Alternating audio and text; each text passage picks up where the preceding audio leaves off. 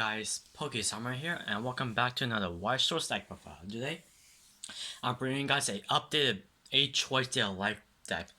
It's been a while, I finally got my playtesting done, and I am satisfied with this build with the current meta. So let's go on with the deck profile. First and foremost, the climaxes, 4 artists set 1 level 1 combo, and then the new level 3 combo. These are the climaxes, 8 choice. Let's get on to level 0s. I'm opting to run 4 of these armor runners because it just helped me grab 2 lane at level 0, because these are basically 3-5 or 5 or more cards and it runs to middle, right?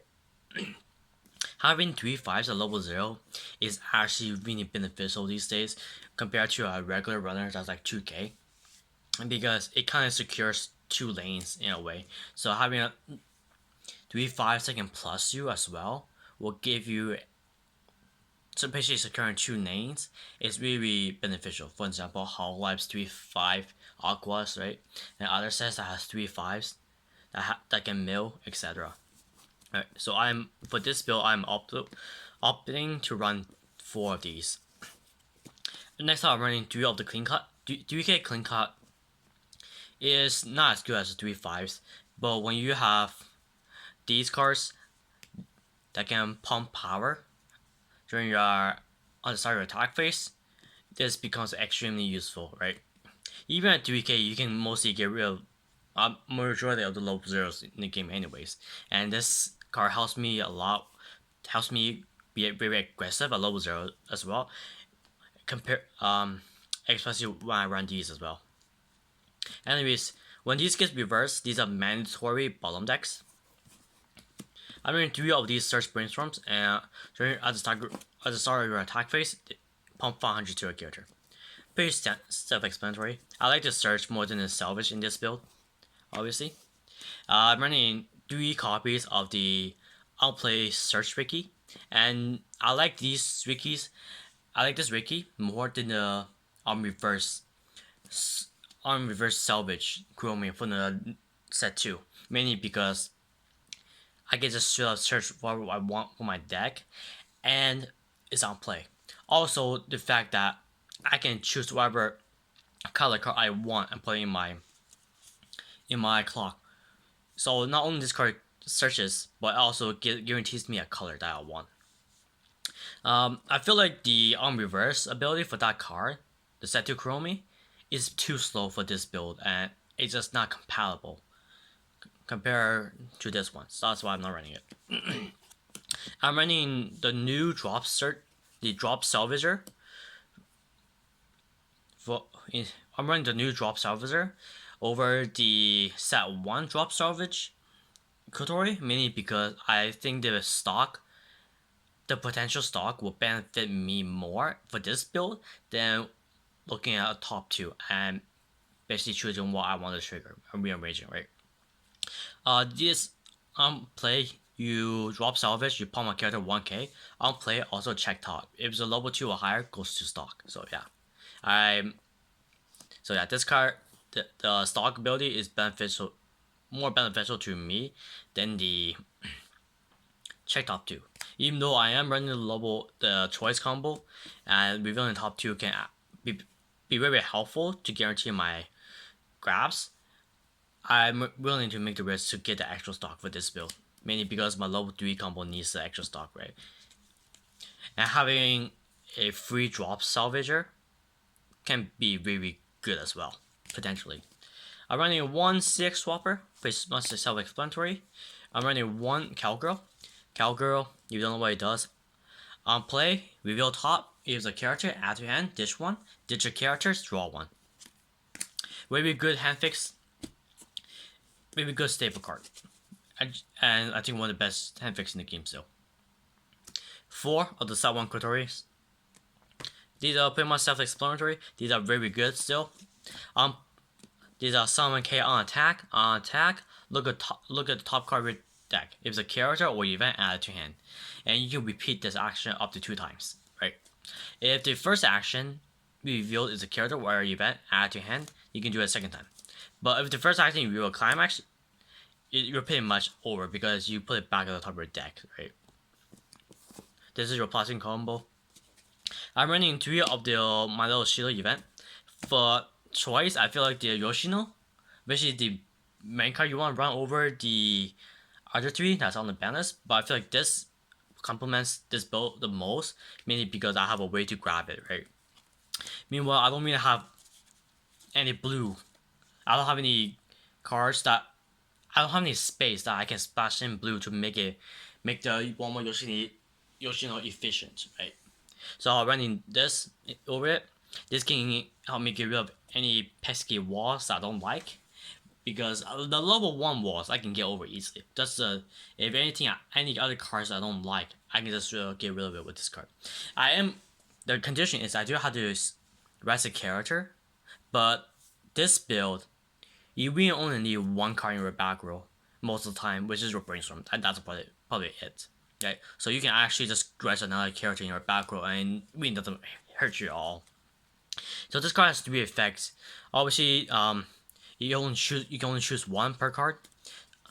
When you play this, you rest a character, choose one of the 3 following effects.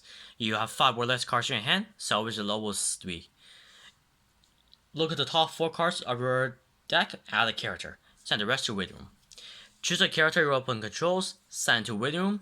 Then choose a character in a level that's one level or more lower than the card I was sent to the waiting room, and place it on stage. I'm running 2 of the promo level 1 Suiciders. The reason why I run this is because this is an on-play pump 1000, and having an extra 1000 is huge. I feel like these cards are highly underrated, which is these 2. Especially in a deck such as this, your plussing engine, if it hits, I'm willing to take the risk for this. That's why I'm running this combo, this choice combo, right, over the extra booster combo, right? If this goes off, you already got enough hand to pay the cost for these. So technically, these could just be free because of this card alone, right? I don't understand. You guys don't understand how huge having this card out against Love Life, because their A5 walls I'm able to run it over easily with these, right? Because I have ways to pump power, right? And these are 7k base, so you can see how well I can run over it, and top of without climax as well. I can tie it or just run over it, right? So this is on play during my turn. It gains 3k, so 7k base. So all the power, you really need it on your turn, because you're not gonna keep this on your opponent's turn because you're gonna exchange it, right? So this is where the second ability comes in. During your opponent's attack phase, you can send this to waiting room and call this from waiting room. Okay, so when this card gets front attacked, you can reveal the top card of your deck.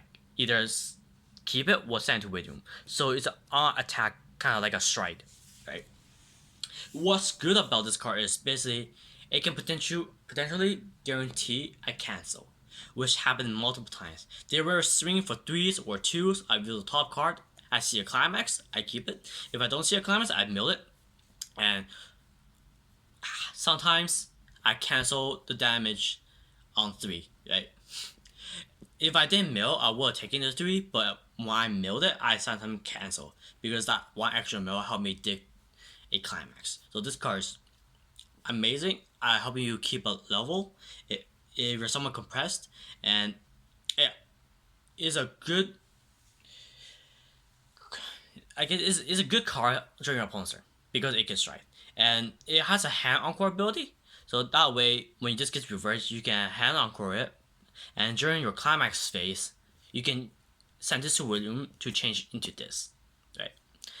Hand encore on this card is really good because if your waiting room setup, you can actually bring out this again and basically repeat itself, right? And once again, this card gives you the hand size to hand encore.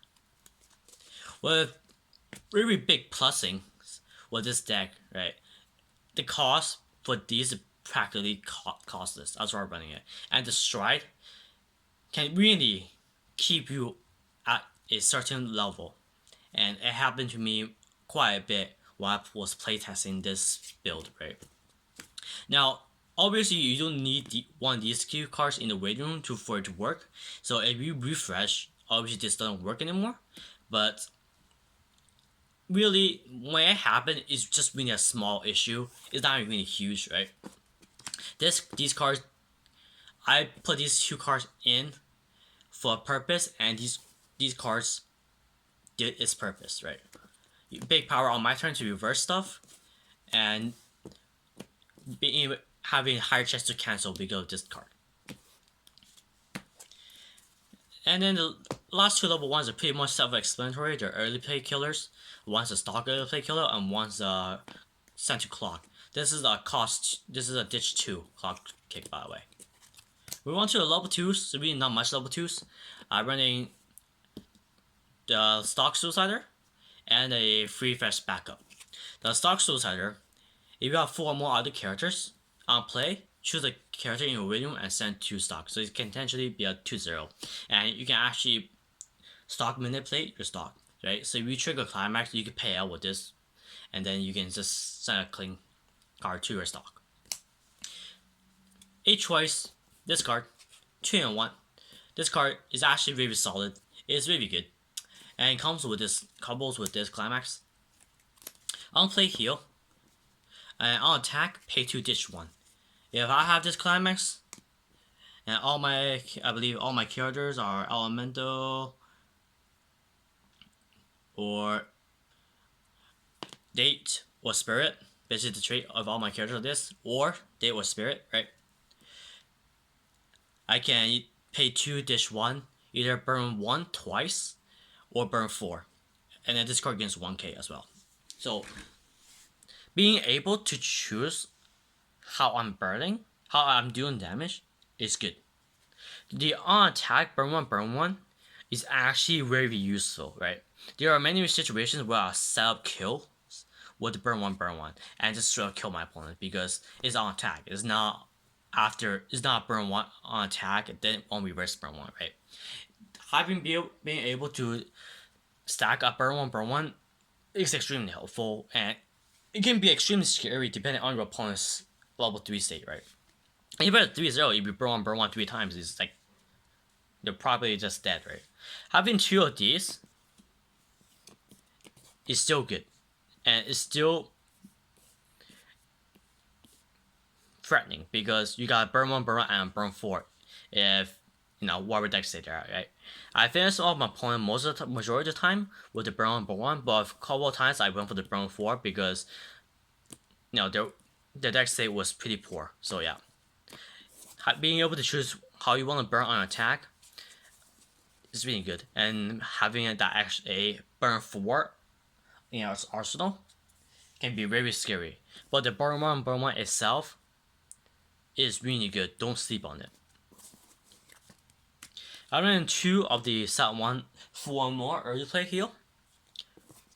I'm running a stock swap. Now, a lot of people don't really focus on the extra booster, which is why they didn't know that this card exists.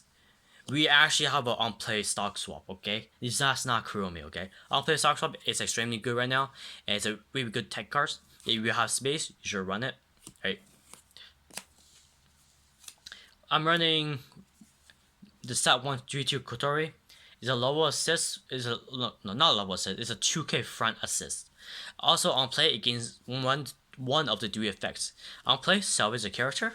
On play, all your characters gain 1k and 1 soul. And on play, look at the top 3 cards. Add a card. So on play, you choose one of those 3 effects.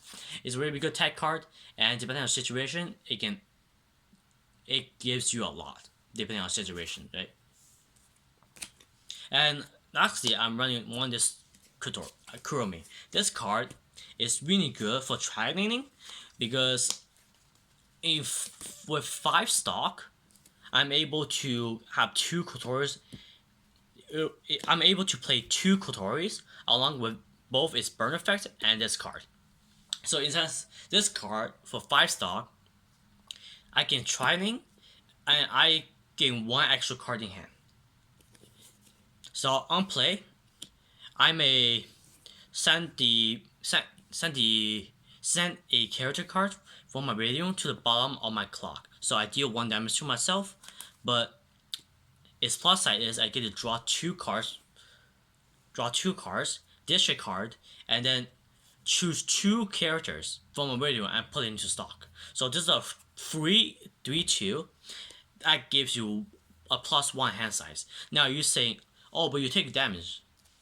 You're playing 2 healers anyway, so depending on your level 3 game, that level 3 state is pretty worth it, because a level 3 in JP meta, you're pretty much killing them as soon as you hit level 3, right? If you hit level 3 first, you have a higher chance of dying. So if they're like close to level 3, I think you just go for it and try and kill them, because you can't really stalk, because all the level 3 these days have the insane kill potential. And this card helps me with that. It helps me get out of my breaking situation. It helps me trading without having not enough stock, and it gains 1 card in hand size. This is for the parts of taking 1 damage. And obviously, having healer is good. Even if you're at 3/6, you can still play this card and use this ability, because you can just play healer first, heal, and then play this, right?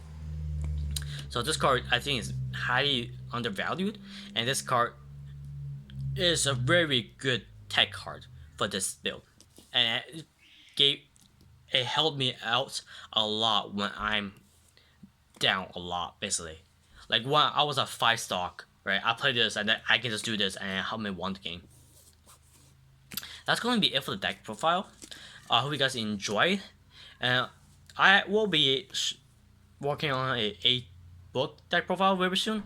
I have play tested it and I really do like it, and it's really fun, right? And I also do have a 2 more other DAL live deck profile that I'm working on besides the book. So I hope you guys stay tuned for that. If you enjoyed the video, make sure to subscribe and stay tuned for more DAL live deck profiles.